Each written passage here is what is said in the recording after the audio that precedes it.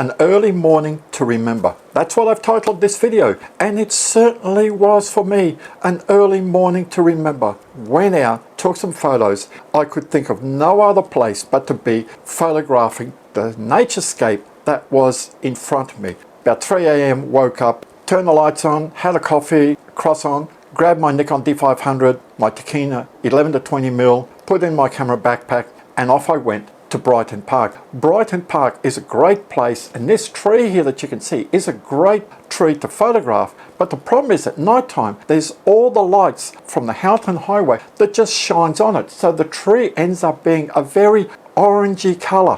Whatever. I'm going to find some nice compositions and I'm going to take some nice photos. And that's the positive attitude I took into this morning.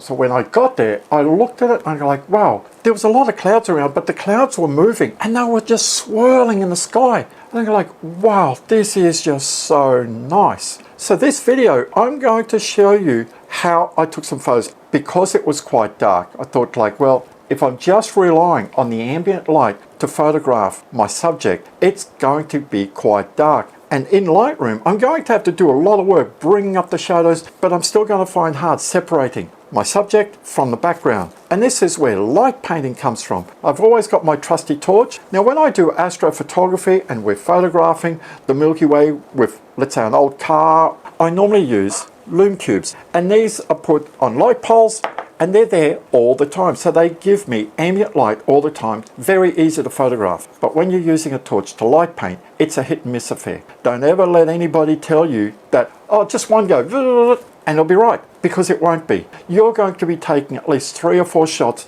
to look and go like, yep, okay, I just got the right amount of light. And as I show you the photos, how I light painted, I will share you a few ideas on how to get the most even light when you're using a torch to light paint. So on this morning, I only photographed 2 mangrove trees. When I got there, the tide was still a bit up and I knew that I couldn't get out to the mangrove tree yet. So there was this nice mangrove tree right on the edge of the Pine River. And I go like, beauty, this will be my first stop. I know I've got to get real close because shooting with the 11 to 20 mil, you get that really nice up in your, like in your face look. If you're shooting at around 11 or 12 mils and you get really close. So the subject is just like about jumping up at you. So most of the photos I'm going to share this morning have been edited in Adobe Lightroom. This is the JPEG version. So this is straight off the camera, no editing at all. This is the raw file edited in Adobe Lightroom. No light painting, but look, looks pretty good. But look at my subject. The leaves here, they've got that ambient glow from the bridge lights and they're sort of blending into the background, thinking like, well,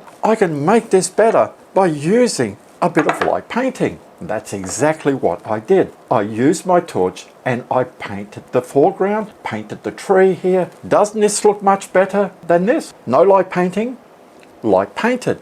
Look at it. It is so nice. Look at these branches here. They're all green. They're really sort of popping out at you. And then we've got a contrast because the top right corner of the tree here, it's dead. So all these branches, even though they're light painted, they've got that dead look. It's great. It's really sort of a captivating image. So this was my first photo, and what a way to start my morning. I like, this was taken at 4:30 in the morning. Still very dark. Let's move on to the next image. The mangrove tree. Anybody that shoots on the north side of Brisbane knows about this mangrove tree. There's so many photos of it. It's a great place to come, but you've got to be careful of the tides because you need at least 3/4 of a low tide to get out here. And look at the clouds here, just on top. No light painting on this photo. And you see like the tree is very orangey. It's beautiful, but there's all that color cast on there. And trying to get rid of this color cast in Lightroom is going to be a pain. You can use a brush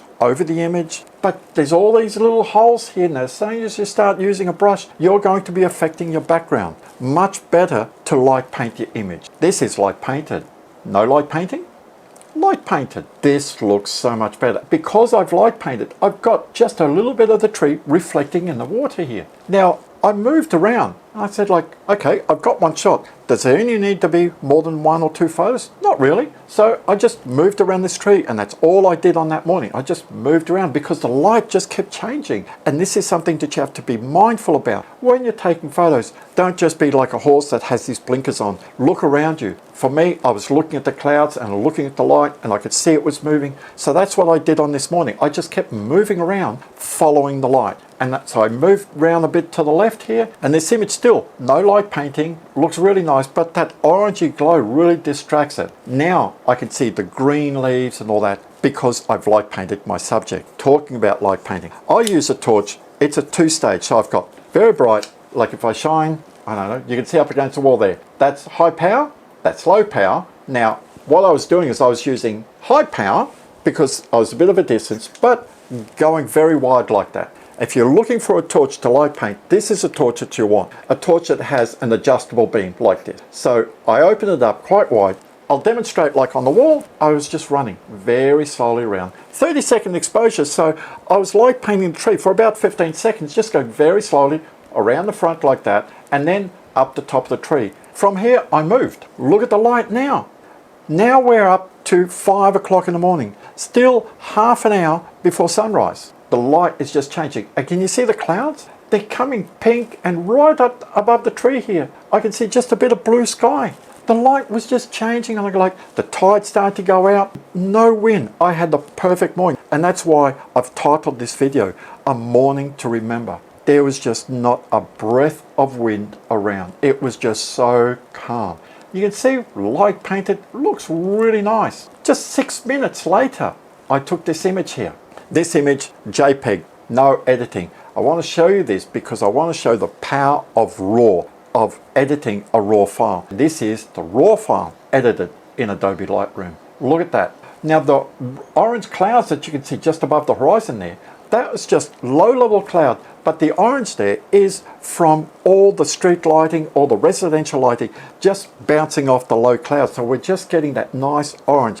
You might think it's sunrise, but it's not. The sun is rising behind me. This was really nice. And I kept framing, and here you can see tides going down, and I've just framed so that the sandbar just comes in from the right, and it's just leading into the tree here. Now we're at 25 past 5. The sun is just about ready to pop over the horizon, but we're not going to see it because there's a band of low-level cloud hanging just on the horizon. But look at these clouds there. They're just beautiful. Think like, wow, such a nice morning. And by this time, I'd stopped light painting because there's so much light around that light painting just becomes very hard unless you've got a very strong torch or like one of these little power beams to light up. Right in this image here, I didn't need light painting because it's just a subtle color. I can see that green. I don't need the torch to take away the color cast of the light. This I decide to be my last stop. This is where I start. So I say, okay, well, I'm going to finish where I start at this tree here. And you can see I'm only around 1.5 meters from the tree trunk here. Looks pretty bland, doesn't it? But look at that, edited. And by this time,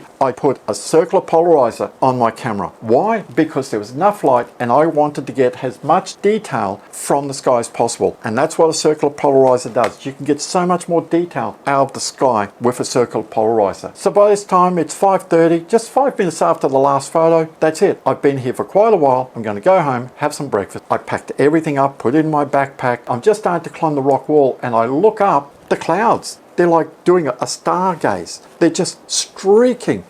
We got blues, we got oranges, and I'm looking like, oh, get moving. So I quickly mowed on very quickly back to the tree here and took this image. And this is where sometimes, even though things are happening very quickly, you've got to be on your game. You've got to look at your environment saying like, I've got to frame this right because the clouds are great, but if my foreground is boring, if I don't sort of lead into my subject, the image isn't going to have the impact that I want to have. I looked at this sandbar and said, right, I'm going to plonk this sandbar right on the bottom left corner of my image, aim it towards the tree, because that's how it was. It was just like a road going straight towards the tree, and it just turned out the clouds were just spreading just to the left of the tree. So I've got these clouds just spreading around the tree. And on the bottom here, I've got this warm glow, and it's reflecting on the water as well. It was just a perfect way to finish this day. It has been years since I have been this fortunate, and really Mother Nature shone on me. So thanks for watching. If you found value in this video, give me a big thumbs up.